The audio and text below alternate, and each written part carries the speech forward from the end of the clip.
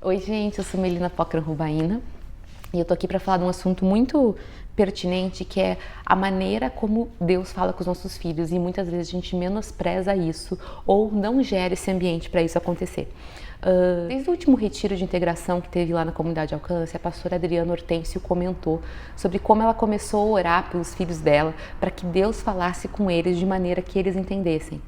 E eu comecei a fazer essa mesma oração pelas minhas filhas. Eu já oro por ela em vários aspectos diferentes da vida espiritual, mas eu nunca tinha orado especificamente desta maneira. E eu comecei a orar: Deus, fala com as minhas filhas de maneira que elas, na idade delas, tenham compreensão, tenham entendimento e faça realmente diferença para elas, impacte a vida delas.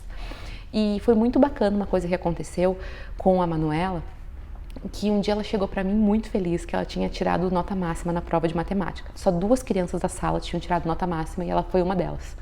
E logo que ela chegou para mim, eu falei: uau, filha, que legal, viu só como vale a pena?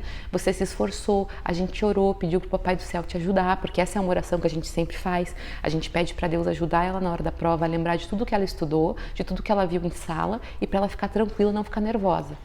E a primeira coisa que eu falei foi isso: veja como Deus é bom, filha. Você se esforçou e Ele te abençoou. E foi muito legal, a gente veio para casa e na hora que eu fui dormir, começou a me incomodar muito de eu falar com ela sobre orgulho. E no dia seguinte pela manhã, ela já estava dormindo, então no dia seguinte pela manhã eu fui falar com ela sobre isso e ela já tinha terminado o devocional dela. E quando eu falei, filha, eu queria conversar com você, que tem um versículo na Bíblia que fala que Deus resiste aos orgulhosos. E ontem eu vi que você ficou muito feliz com a tua prova de matemática. Porém, a gente tem que pensar se isso não virou um orgulho para você. E quando eu estava falando, ela falou: mamãe, não precisa falar mais, porque hoje no meu devocional era isso que estava escrito. Ela tem um livro devocional, Pão Diário Kids, e nesse livro a história era bem essa: um menino tirou nota máxima na prova, só que ele foi o único da sala, e a mãe dele falou com ele sobre orgulho, sobre a gente dar gratidão a Deus e também sobre desejar que os outros também tenham as mesmas coisas boas que a gente, não só nós. E o versículo era bem esse, que Deus resiste aos orgulhosos, mas dá graça aos humildes.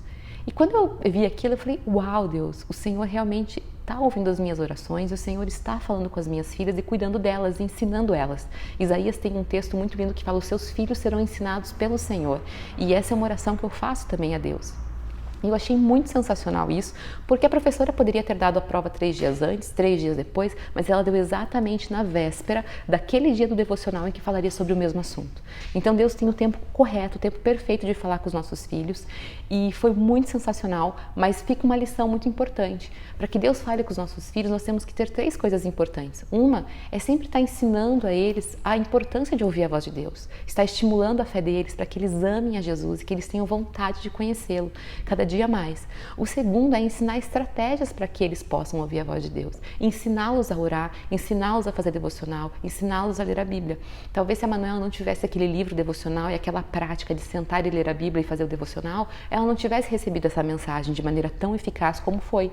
Então a gente tem que dar estratégias para os nossos filhos. E terceiro é regar os nossos filhos de oração, é promover um ambiente de oração ao redor deles para que eles estejam prontos, com o coração sensível para ouvir a voz do Espírito Santo.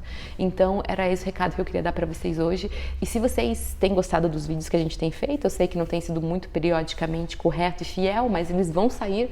Não esquece de se inscrever no canal, porque daí quando sair você vai ser notificado, tá bom? Um beijo e até mais.